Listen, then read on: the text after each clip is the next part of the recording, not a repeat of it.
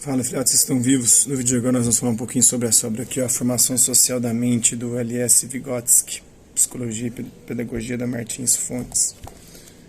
Esta obra aqui, ó.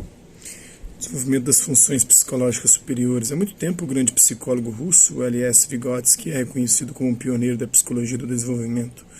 No entanto, sua teoria do desenvolvimento nunca foi bem compreendida no Ocidente. A formação social da mente vem suprir grande parte desta falha. Trata-se de uma seleção cuidadosa dos ensaios mais importantes de Vygotsky, editada por um grupo de eminentes estudiosos da sua obra. Então, a estrutura teórica marxista, no ambiente intelectual e social do tempo do Vygotsky. Bora lá? Ao contrário do estereótipo dos intelectuais soviéticos que se apressam em fazer suas teorias de acordo com a mais recente interpretação do marxismo elaborada pelo Politburo, Vygotsky, desde o início de sua carreira, viu o pensamento marxista como uma fonte científica valiosa. Uma aplicação do materialismo histórico e dialético relevante para a psicologia seria um resumo preciso da teoria sociocultural do Vygotsky dos processos psicológicos superiores. Vygotsky viu nos métodos e princípios do materialismo dialético a solução dos paradoxos científicos fundamentais com que se defrontavam seus contemporâneos. Um ponto central desse método é que todos os fenômenos sejam estudados como processos em movimento e em mudança.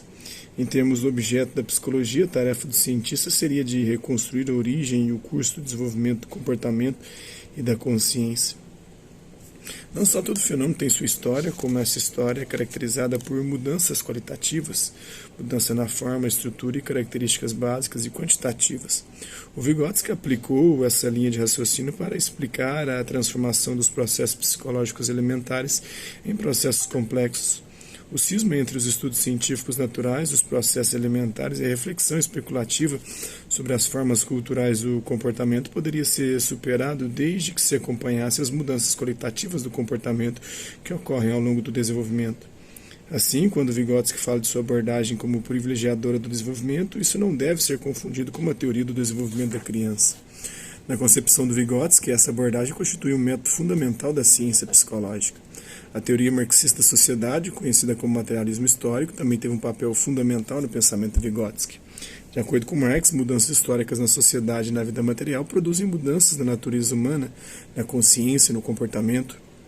Embora essa proposta geral tivesse sido repetida por outros, Vygotsky foi o primeiro a tentar reconciliá-la ou correlacioná-la a questões psicológicas concretas. Nesse seu esforço, ele elaborou de forma criativa as concepções de Engels sobre o trabalho humano e o uso de instrumentos como os meios pelos quais o homem transforma a natureza e, ao fazê-lo, transforma a si mesmo. Nos capítulos de 1 a 4, Vygotsky explora o conceito de instrumento de uma maneira que encontra seus antecedentes diretos em Engels. A especialização da mão, que implica o instrumento, e o instrumento implica a atividade humana específica, a reação transformadora do homem sobre a natureza. O animal meramente usa a natureza externa, mudando-a pela sua simples presença.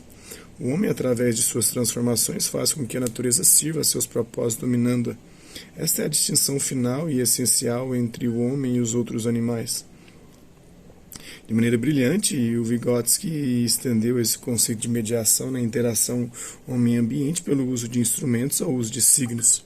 Os sistemas de signos, a linguagem, a escrita, o sistema de números, assim como o sistema de instrumentos, são criados pelas sociedades ao longo do curso da história humana e mudam a forma social e o nível de seu desenvolvimento cultural. O Vygotsky acreditava que a internalização dos sistemas de signos produzidos culturalmente provoca transformações comportamentais e estabelece um elo de ligação entre as formas iniciais e tardias do desenvolvimento individual. Assim, para Vygotsky, na melhor tradição de Marx e Engels, o mecanismo de mudança individual ao longo do desenvolvimento tem sua raiz na sociedade e na cultura. Em capítulos posteriores, particularmente no capítulo 5, Vygotsky generaliza sua concepção sobre a origem das funções psicológicas superiores, de tal forma que revela a íntima relação entre a sua natureza fundamentalmente mediada e a concepção materialista dialética de mudança histórica. Certos psicólogos soviéticos costumavam algumas vezes citar em excesso os clássicos do marxismo, procurando dessa forma um meio de construir uma psicologia marxista em meio ao caos das escolas antagônicas existentes. Ainda que em notas não publicadas, Vygotsky repudiou o método das citações como meio de relacionar marxismo e psicologia, tornando explícita a maneira pela qual ele julgava que os seus princípios metodológicos básicos pudessem contribuir para a elaboração de uma teoria da psicologia. Não quero descobrir a natureza da mente fazendo uma coxa de retalhos de inúmeras citações. O que eu quero é, uma vez tendo aprendido a totalidade do método de Marx, saber de que modo a ciência tem que ser elaborada para abordar o estudo da mente. Para criar essa teoria-método de uma maneira científica de aceitação geral, é necessário descobrir a essência dessa determinada área de fenômenos, as leis que regulam as suas mudanças, suas características qualitativas e quantitativas, além de suas causas. É necessário ainda formular as categorias e os conceitos que lhes são especificamente relevantes, ou seja, em outras palavras, criar o seu próprio capital. O capital está escrito de acordo com o seguinte método. Marx analisa uma única célula viva da sociedade capitalista, por exemplo, a natureza do valor. Dentro dessa célula, ele descobre a estrutura de todo o sistema, de todas as suas instituições econômicas. Ele diz que, para um leigo, essa análise poderia parecer não mais do que um obscuro emaranhado de detalhes sutis.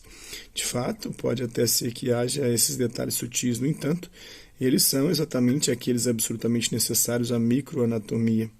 Alguém que pudesse descobrir qual é a célula psicológica, o mecanismo produtor de uma única resposta que seja, teria, portanto, encontrado a chave para a psicologia como um todo, de cadernos não publicados.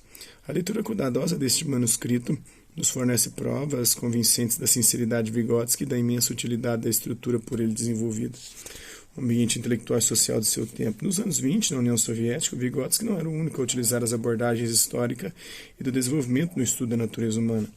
Dentro da psicologia, seu colega mais velho, o Blonsky, já havia assumido a posição de que a compreensão das funções mentais complexas requeria uma análise do desenvolvimento. De Blonsky, Vygotsky adotou a noção de que o comportamento só pode ser entendido como história do comportamento. Blonsky foi também um dos primeiros a defender a ideia de que as atividades tecnológicas de uma população são a chave da compreensão de seu psicológico, uma ideia que Vygotsky explorou a fundo. Vygotsky e muitos outros teóricos soviéticos da época foram também influenciados de forma importante pelo trabalho de sociólogos e antropólogos europeus ocidentais como Tornvold e Levebru, que se interessavam pela história dos processos mentais reconstruídos a partir de evidências antropológicas da atividade intelectual dos povos primitivos. As escassas referências neste livro não refletem plenamente a extensão do interesse de Vygotsky pelo desenvolvimento dos processos mentais entendidos historicamente. Esse aspecto de seu trabalho recebeu atenção especial numa publicação conjunta de A.R. Luria, em 1930, intitulada Estudos sobre a História do Comportamento. Esse interesse serviu de estímulo para as duas expedições realizadas por Luria, em 1931 e 1932, à Ásia Central, cujos resultados foram publicados muito depois da morte de Vygotsky. Esse é um trecho dessa obra, espero que vocês tenham gostado do vídeo. Quem curtiu, dá um like, quem não curtiu, dá um dislike. Se interessar pelo conteúdo do canal, é só se inscrever, ativar o sininho, aguardar os próximos vídeos e as próximas notificações. Deixe também seus comentários, o que você está achado dos vídeos, sugestões de temas e assuntos para serem abordados em vídeos posteriores. E colabora com o nosso canal, compartilhe os nossos vídeos e ajude-nos a chegar ao maior número de pessoas possíveis. Gostaria de agradecer aos mais de 3 mil inscritos no nosso canal, agradecer também aqueles que garotas por conta de conteúdo outro passam por aqui, deixando sua visualização, seu like, seu dislike, seus comentários, que eles compartilhem os nossos vídeos, compartilhem o nosso canal, assim como seja aqui nessa plataforma no YouTube ou outras redes sociais. Mas é isso aí. Hasta la vista, babies, e até a próxima.